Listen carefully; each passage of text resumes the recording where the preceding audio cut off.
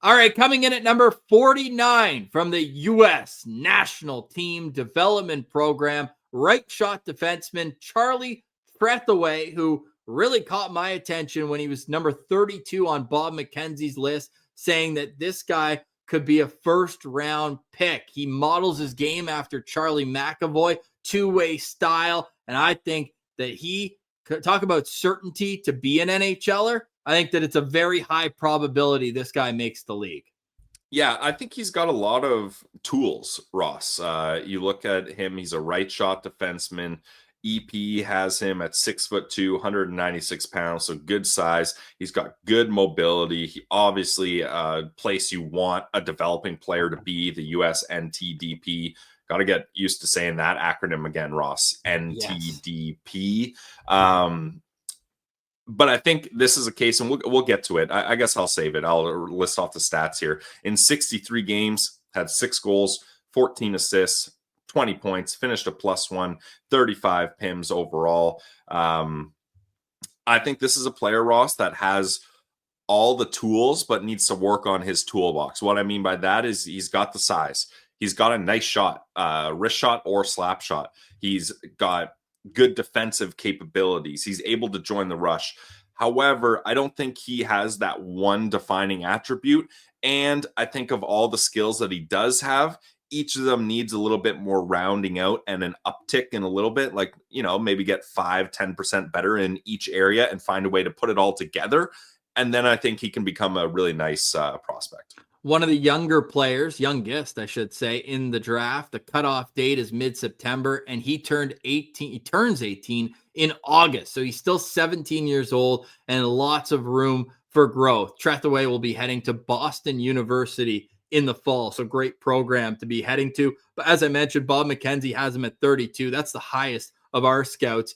Craig Button has him at 50. McKean's at 58. Elite Prospects at 62, Scott Wheeler at 64, and Corey Pronman did not rank him on his top 64 list. So with that said, you mentioned it pretty well there that he's kind of a jack of all trades, master of none, but he's got the history to show that he can put the puck in the net and be a point producer. In minor hockey, at 86 points in 81 games. Even his first year with the USNTDP on the under-17 team, he had 12 goals and 35 points in 52 games. So he does have the resume that would show that there is more offense to him than what he put up there. And with the national team, you have to understand as well that there's the hierarchy of who's getting the power play time, who's getting the opportunities. He was third among defensemen on the team in points, although the two defensemen, one of them that played less games, had more points than him there. So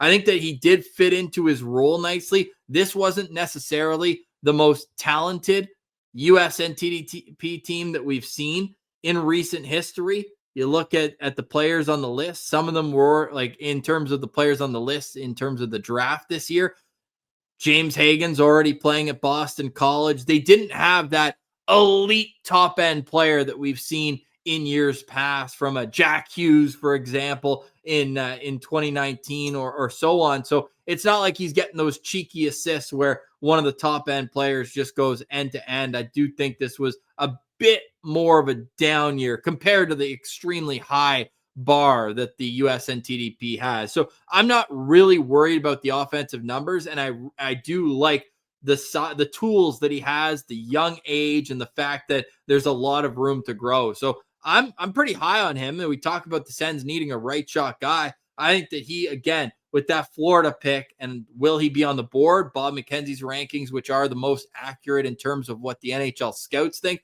makes me think no. And the fact that he does have all of the checklist items that scouts like. Does he have size? Is he a good kid? Is he a right shot defenseman? Does he have tools that could grow into a guy who you can trust in your lineup each and every night? It's all a resounding yes. So to me, he's a guy that's going to probably go at the end of the first round. I think scouts on the public sphere will probably say that's a little too high. But to me, he's the kind of guy that a team's going to fall in love with. You just got to be patient with him, because I do think that he's going to be a guy when he's 25 to 28 can give you 18 to 20 minutes a night at the NHL level.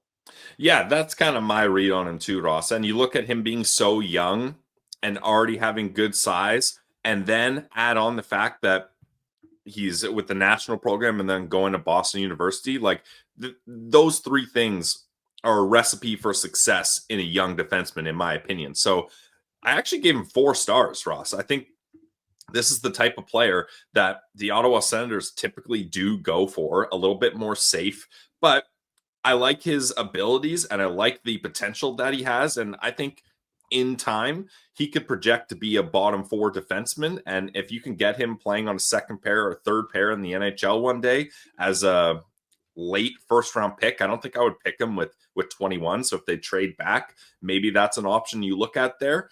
But I think he's a nice player. Yeah, very nice player. He comes in at number 49 on our NHL draft rankings with an average rank of 53.2.